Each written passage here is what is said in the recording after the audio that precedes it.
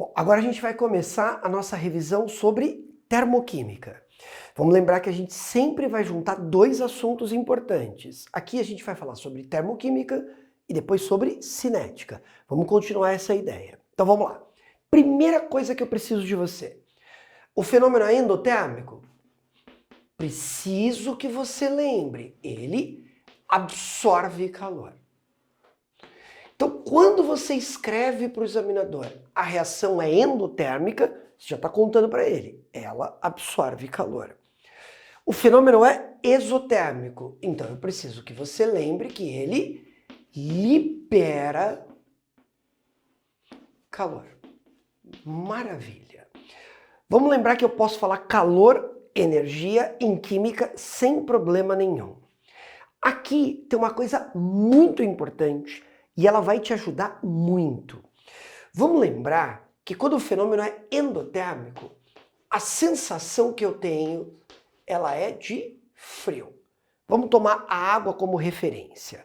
Água em temperatura ambiente.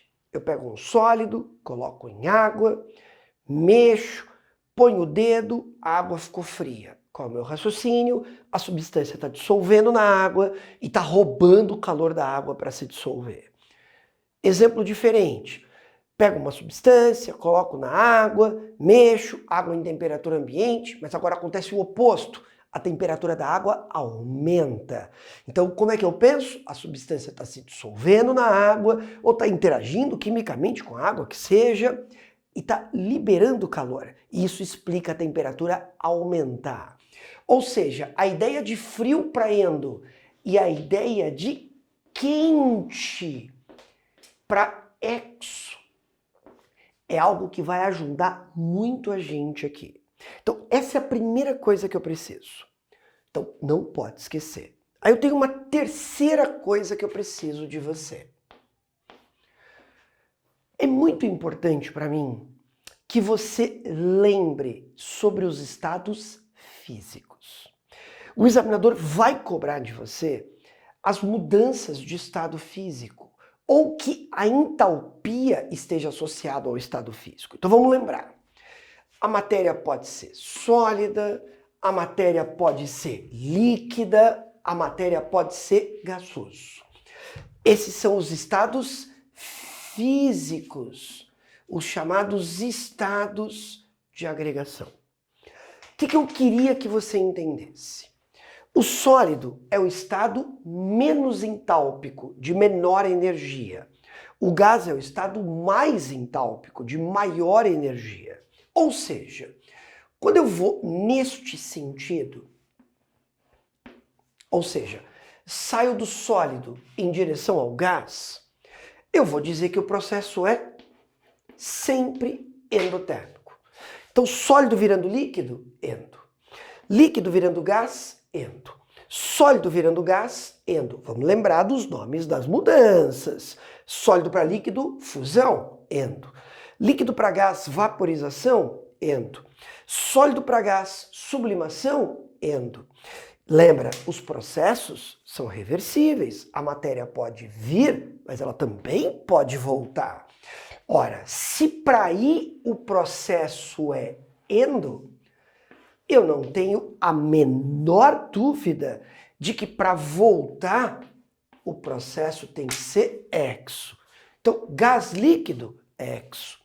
Líquido sólido, exo. Gás sólido, exo. Claro que eu preciso que você lembre dos nomes.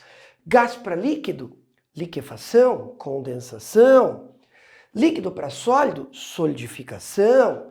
Gás para sólido, sublimação. Então, primeiro lugar, identificar se uma mudança de estado físico libera ou absorve calor é tranquilo. Preciso desses nomes e preciso dessa ideia. Então o estado sólido é sempre de menor entalpia, o gás sempre de maior. Para ir sempre absorve, para voltar sempre libera. Perfeito. Aí eu tenho uma quarta coisa que eu preciso. Eu preciso que você lembre que a gente vai interpretar entalpia como sinônimo de energia. Então, quando eu falar entalpia associada aos reagentes, você pensa conteúdo de energia dos reagentes. Entalpia associada ao produto, conteúdo de energia associado ao produto. Beleza? Qual é a letrinha mesmo que eu vou usar para entalpia? Eu vou usar a letrinha H. Vamos lembrar que a reação química ela segue um certo caminho. De um jeito bem simples. Eu tenho um ponto de partida, eu tenho um ponto de chegada. Qual é o meu ponto de partida? É o reagente. E qual é o meu ponto de chegada? É o produto. Então, a reação química, ela segue reagente, dando produto.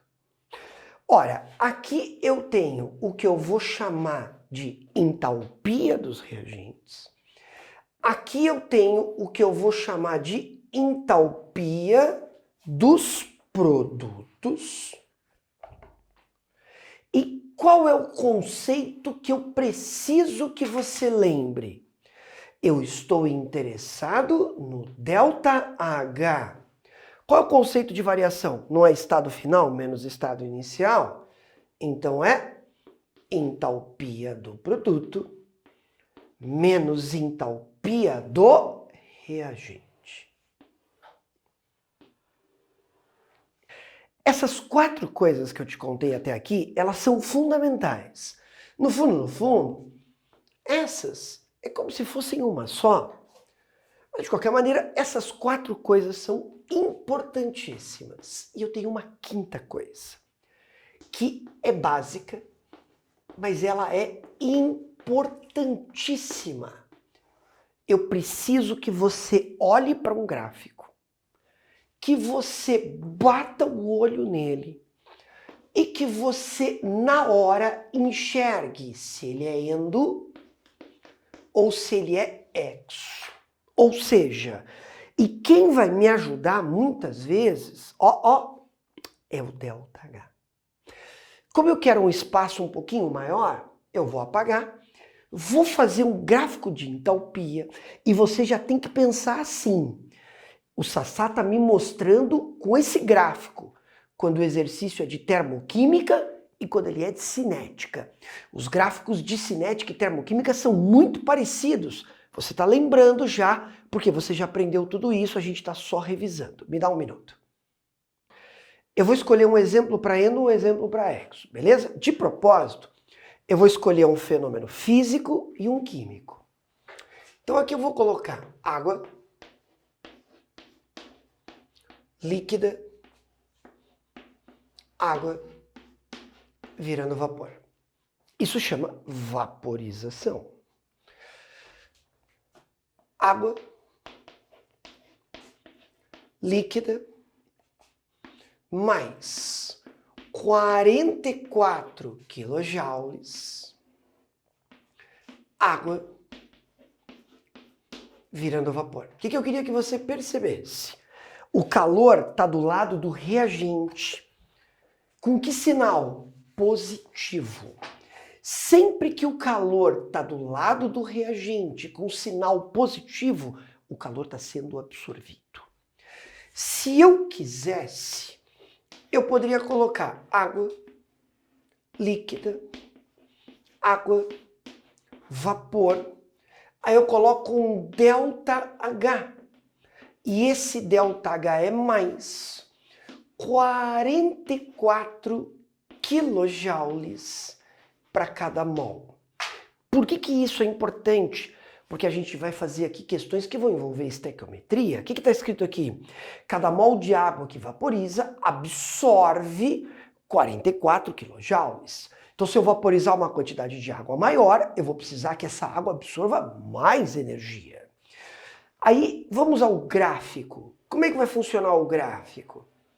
Aqui eu vou colocar o caminho da reação. Aqui eu vou colocar a entalpia, que é o conteúdo de energia, que no caso está expresso em quilojoule. Aqui eu vou colocar a água líquida. E aqui eu vou colocar a água no estado de vapor. E esse pedacinho que eu vou marcar em amarelo. Repara que a setinha está apontando para a situação final. Esse pedacinho é o ΔH. E o ΔH está contando o que para mim? Que a vaporização da água é uma mudança de estado físico endotérmica. Beleza? Viu? Tranquilo. Aqui eu escolhi um fenômeno físico. Agora eu vou escolher um fenômeno químico. Vamos imaginar que fosse nitrogênio, 3 hidrogênios, dando 2NH3. Agora o fenômeno é químico. A gente está falando da síntese da amônia. Então veja, isso é um fenômeno físico, isso é um fenômeno químico. Mas o jeito de representar não muda muito. Aqui o calor pertence ao sistema inicial. Aqui o calor vai pertencer ao sistema final. Então aqui isso vai ficar assim, ó, N2, 3H2. Eu vou tirar os estados físicos para ficar mais fácil para mim. 2NH3. Olha só, tá vendo que aqui o calor está desse lado? Agora eu vou colocar desse lado. Mais 92 kJ. Como é que eu leio isso? Eu leio como calor absorvido, aqui eu leio como calor liberado.